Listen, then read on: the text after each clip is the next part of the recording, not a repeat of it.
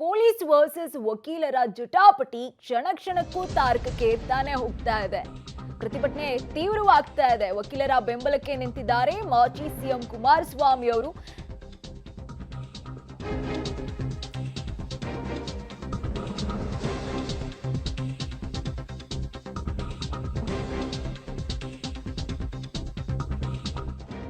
ಕುಮಾರಸ್ವಾಮಿ ಅವರು ಹೇಳ್ತಾ ಇದ್ದಾರೆ, ನಾನು ಕೂಡ ಸಿಎಂ ಆಗಿದ್ದೆ, ಆದ್ರೆ ನನ್ನ ಅವಧಿಯಲ್ಲಿ ಅಧಿಕಾರವನ್ನ ನಾನು ಈ ರೀತಿಯಾಗಿ ದುರುಪಯೋಗ ಮಾಡ್ಕೊಂಡಿರ್ಲಿಲ್ಲ. ಹೀಗಾಗಿ ಈ PSI ಯಾರಿದ್ದಾರೆ ತನ್ವೀರ್ ಹುಸೇನ್ ಅವರು, ಅವ್ರನ್ನ ಕೂಡಲೇ ಸಸ್ಪೆಂಡ್ ಮಾಡಬೇಕು ಅನ್ನೋ ಹೇಳಿಕೆಯನ್ನ ಕುಮಾರಸ್ವಾಮಿ ಅವರು ಕೊಡ್ತಾ ಇರುವಂತದ್ದು. ವಕೀಲರೇನಾದ್ರೂ ಒಂದೇ ಸರಿ ಸಿಡಿದೆದ್ಬಿಟ್ರೆ ಸರ್ಕಾರನೇ ಇರೋದಿಲ್ಲ ಅಂತ ಸರ್ಕಾರಕ್ಕೆ ಎಚ್ಚರಿಕೆಯನ್ನ HD ಕುಮಾರಸ್ವಾಮಿ ಅವರು ಕೊಡ್ತಾ ಇರುವಂತದ್ದು. ಒಂದ್ ರೀತಿಯಾಗಿ ಸರ್ಕಾರದ ವಿರುದ್ಧ HD ಕುಮಾರಸ್ವಾಮಿ ಅವರು ಕಿಡಿಕಾರ್ತಾ ಇದ್ದಾರೆ. ನಾನು ಕೂಡ ಸಿಎಂ ಆಗಿದ್ದೆ ನೋಡಿ, ಅಂತಹ ಸಂದರ್ಭದಲ್ಲಿ ನಾನು ಈ ರೀತಿಯಾಗಿ ಅಧಿಕಾರವನ್ನ ದುರುಪಯೋಗ ಮಾಡ್ಕೊಂಡಿಲ್ಲ ಅಂತ ಒಂದ್ ರೀತಿಯಾಗಿ ರಾಜ್ಯ ಸರ್ಕಾರಕ್ಕೆ ತಿರುಗೇಟನ್ನ ಕೊಡ್ತಿದ್ದಾರೆ.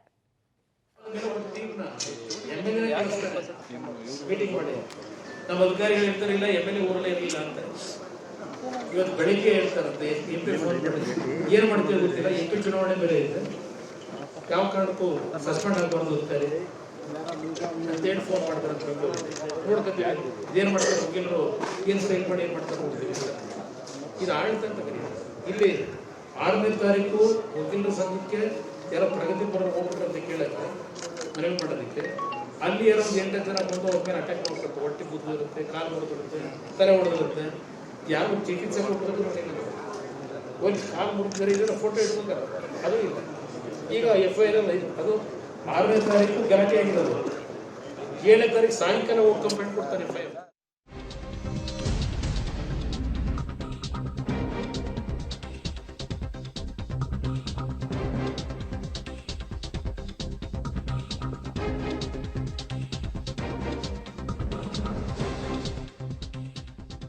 ಬಿಜೆಪಿ ನಾಯಕರು ಹಾಗೂ JDS ನಾಯಕರಾಗಿರುವಂತಹ ಕುಮಾರಸ್ವಾಮಿ ಅವರು ಕೂಡ ಹೋಗಿರುವಂತದ್ದು. ವಕೀಲರ ಪ್ರತಿಭಟನೆಗೆ ಈಗ ವಿಪಕ್ಷ ನಾಯಕರಾಗಿರುವಂತಹ R.ಅಶೋಕ್ ಅವರು ಹಾಗೂ ಅಶ್ವಥ್ ನಾರಾಯಣ್ ಇವರಿಬ್ರು ಕೂಡ ಹೋಗಿರುವಂತದ್ದು ಪ್ರತಿಭಟನಾ ಸ್ಥಳಕ್ಕೆ. ಒಂದ್ ರೀತಿಯಾಗಿ ವಕೀಲರ ಅವರ ಈ ಪ್ರತಿಭಟನೆಗೆ ಒಂದ್ ರೀತಿಯಾಗಿ ಸಾಥ್ ಕೊಡ್ತಾ ಇದ್ದಾರಾ R.ಅಶೋಕ್ ಅವರು ಹಾಗೂ ಅಶ್ವಥ್ ನಾರಾಯಣ್ ಅವರು ಅನ್ನೋ ಪ್ರಶ್ನೆ ಸದ್ಯಕ್ಕೆ ಮೂಡ್ತಾ ಇರುವಂತದ್ದು.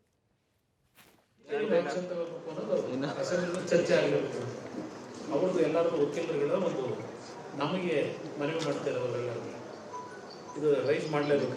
ಆಮೇಲೆ ರಾಮನಗರ ಸೂಕ್ಷ್ಮವಾದ ನಗರ, ಹಿಂದೆಲ್ಲ ನೋಡಿದ್ವಿ. ಹಿಂದೆ ವೀರೇಂದ್ರ ಪಾಟೀಲ್ ಕಾಲ ಏನೇನಾಗಿತ್ತು ಕಳೆದ 15-20 ವರ್ಷದಿಂದ ನೆಮ್ಮದಿಯಿಂದ ಅವರಿಗೆ ರಾಜಕಾರಣ ಏನಾದ್ರು ಇಟ್ಕೊಳ್ಳಿ, ನೆಮ್ಮದಿಯಿಂದ ಬದುಕ್ತಾವ್ರೆ.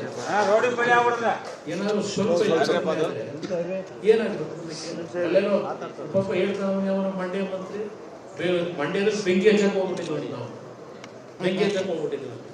ಮಾಡಿರೋ ತಪ್ಪುಗಳಿದ್ರು ತಪ್ಪು ಮಾಡ್ಕೊಳ್ಳೋದು, ನಾವೇನೋ ಒಂದು ಸರಿಪಡಿಸಕ್ಕೆ ಹೋದ್ರೆ ಅದಕ್ಕೆ ಇನ್ನೊಂದು ನಮ್ಗಳ ದೋಷಾರೋಪಣೆ ಹೊರಡಿಸಿ ಇದು ನಡೀತಾ ಇದೆ. ಅರಾಜಕತೆ ಇವರೇ ಸೃಷ್ಟಿ ಮಾಡ್ಕೊಂತವ್ರು ಇಡೀ ರಾಜ್ಯದಲ್ಲಿ ಹಲವಾರು ಸಮಸ್ಯೆಗಳು ಎದುರಿಸ್ತಾ ಇದ್ದಾರೆ. ಅದ್ರ ಕಡೆ ಗಮನ ಇರಬೇಕು ಇವರಿಗೆ. ಬರೀ ಈ ರೀತಿ ಪ್ರತಿನಿತ್ಯ ಯಾವ MLA ಹೇಳ್ತಾ ಇದ್ದೀವಿ, ಯಾಕಂದ್ರೆ ಮೆಚುರಿಟಿ ಇಲ್ಲ. ಬಹಳ ಜನ MLAಗಳಿಲ್ಲ, ಗೆದ್ದು ಬಂದವ್ರೆ, ಅವ್ರು ಹೇಳದಂಗೆ ನಡೀಬೇಕು ಅಂತ. ಪಾಪ ಬದ್ದಿದ್ದಂಗೆ MLA ನನಗಿನ್ನೂ ಯಾಕೆ ಹೆಸರು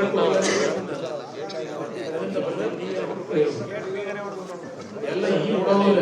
ನಾವು ಮಧ್ಯೆ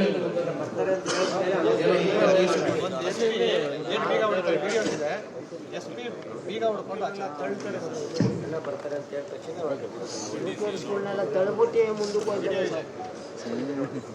ಬೆಳಿಗ್ಗೆ ಸ್ಟ್ರೈಕ್ ಮಾಡ್ತಾವ್ರೆ, ಅದು ಅರ್ಧ ಗಂಟೆ ಕರೆದು ಮಾತ್ರ ಸಾಲ್ವ್ ಮಾಡಬೇಕು. ಬರೀ ಹೇಳಿದ್ರು ಅಂತ ಮಾಡಲಿ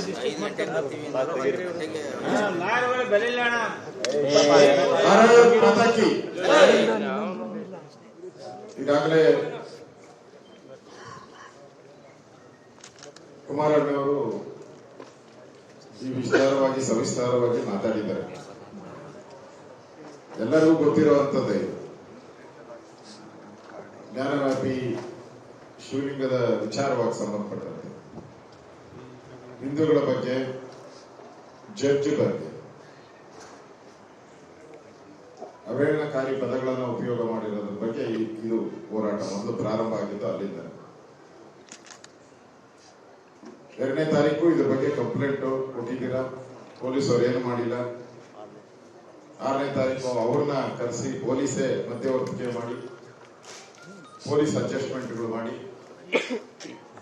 ಪೊಲೀಸರು ಒಂಥರ ಏಜೆಂಟ್ ತರ ಮಾಡಿ ಕೌಂಟ್ರು ಕಂಪ್ಲೇಂಟ್ ತಗೊಂಡು ಇವತ್ತು ವಕೀಲರ ಮೇಲೆ 40 ಜನ ಮೇಲೆ ಎಫ್ಐಆರ್ ಹಾಕಿದ್ದಾರೆ. ಈಗಾಗಲೇ ಕುಮಾರಣ್ಣ ಅವರು ಹೇಳಿದ್ದಾರೆ, ಮೊನ್ನೆ ಯಾವುದೋ ಒಂದು ಸ್ಕೂಲಲ್ಲಿ ರಾಮ ದೇವರೇ ಅಲ್ಲ, ಹಣೆಗೆ ಏನು ಕುಂಕುಮ ಇಡ್ತೀರ ಅದೊಂದು ಪೌಡ್ರು, ಬಳೆ ಏನು ಹಾಕ್ತೀರ ಅದು ಗಾಜು, ಇಂಥದ್ದೆಲ್ಲ ಹೇಳಿದ್ದಕ್ಕೆ ಕಂಪ್ಲೇಂಟ್ MLA ಗಳ ಮೇಲೆ 2 ಗಂಟೆಯಲ್ಲಿ MLA ಗಳ ಮೇಲೆ 506 ಬುಕ್ ಮಾಡಿ 2 ಗಂಟೆ ನೀವು ಕೊಟ್ಟು 2ನೇ ತಾರೀಕು ಕೊಟ್ಟು ಇವತ್ತು 20ನೇ ತಾರೀಕು ಏನು ಆಕ್ಷನ್ ಮಾಡಿಲ್ಲ ಅಂದ್ರೆ ಇಲ್ಲಿನ ಪೊಲೀಸರು ನಿಷ್ಪಕ್ಷವಾಗಿ ತನಿಖೆ ಮಾಡಿಲ್ಲ, ಪೂರ್ತಿಯಾಗಿ ಒನ್ ಸೈಡೆಡ್ ಆಗಿ ಅಪರಾಧಿಗೆ ಬೆಂಬಲ ಮಾಡುವಂತ ಕೆಲಸವನ್ನ, ಹೀನ ಕೆಲಸವನ್ನ ಮಾಡಿದ್ದಾರೆ. ಯಾಕೋ ಗೊತ್ತಿಲ್ಲ, ಈ ಕಾಂಗ್ರೆಸ್ ಅವರು ಬಂದ ಮೇಲೆ ದಿನನಿತ್ಯ ಇವತ್ತು ಶಾಲೆಗಳಿಗೆ ನಾವು ಚಿಕ್ಕ ಹುಡುಗರಾಗಿಂದ ನಾವು ಸಣ್ಣ ಮಕ್ಕಳೇನೋ ನಮ್ಮ ಅಪ್ಪ ಹೋದಾಗಿಂದನೂ ಹಂಗೆ ಇರ್ಬೇಕಲ್ಲ, ಜ್ಞಾನದೇವರ ಕೈ ಮುಗಿದು ಬನ್ನಿ ಅಂತ ಎಲ್ಲರ ಸ್ಕೂಲ್ ಮುಂದೆ ಬರೀತಾರೆ. ಹೋದಾಗ ಹಿಂದಿನ ಕಾಲದಲ್ಲೆಲ್ಲ ಸರಸ್ವತಿ ಹಾಡು ಹೇಳೋರು, ಸರಸ್ವತಿ ಹಾಡೆ ಸ್ವಾಮಿ ದೇವನೇ ಲೋಕಪಾಲನೆ ಹೇಳಿದ್ಮೇಲೆ ಹೋಗ್ತಾ ಇತ್ತು. ಇವತ್ತು ನೆನ್ನೆ ಅವನೊಬ್ಬ ಮತಾಂಧ IAS ಅಧಿಕಾರಿ ಅವನು ಕನ್ವರ್ಟ್ ಆಗ್ತಾನೆ, ಅವನು ನಾನು ಹೇಳ್ತಾ ಇದ್ದೀನಿ, ನಾನೇ ಸರ್ಕಾರ, ನಾನೇ ಆದೇಶ ಅಂತ ಹೇಳಿ ಅದನ್ನ ತೆಗೆದಾಕ್ತಿದ್ದೆ.